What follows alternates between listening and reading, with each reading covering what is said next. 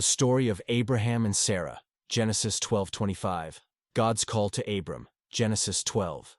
God calls Abram, a man living in Ur of the Chaldeans, to leave his country, his people, and his father's household, and go to the land God will show him.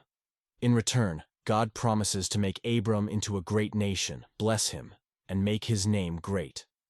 Abram in Egypt, Genesis 12:10-20. Due to a famine, Abram and his wife Sarai go to Egypt.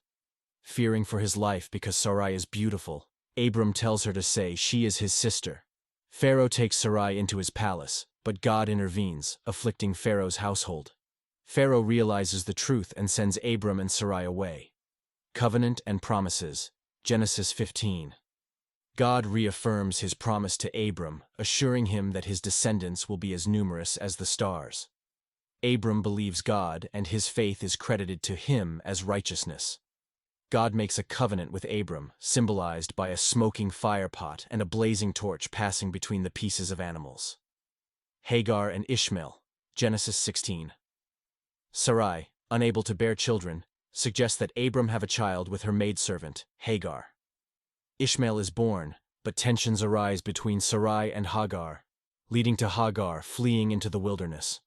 God promises to bless Ishmael, but the covenant will be established through Isaac. The covenant of circumcision, Genesis 17.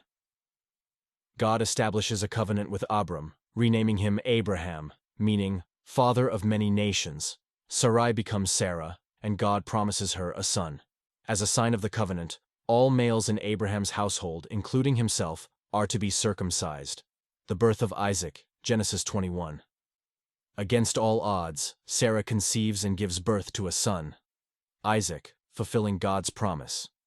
Sarah instructs Abraham to send Hagar and Ishmael away, as she doesn't want Ishmael to share in Isaac's inheritance. The testing of Abraham, Genesis 22. God tests Abraham's faith by commanding him to offer Isaac as a burnt offering on Mount Moriah.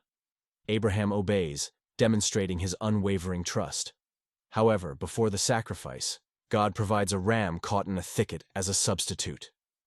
Sarah's death and burial, Genesis 23. Sarah dies at the age of 127.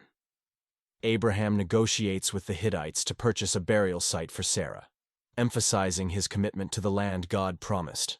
Isaac's marriage, Genesis 24. Abraham sends his servant to find a wife for Isaac among his relatives.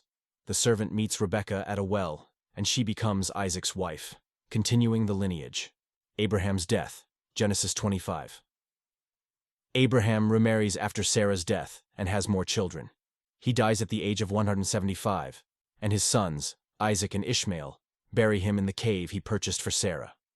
The story of Abraham and Sarah is one of faith, obedience, and the fulfillment of God's promises, establishing the foundation for the covenant and the descendants that would become the nation of Israel.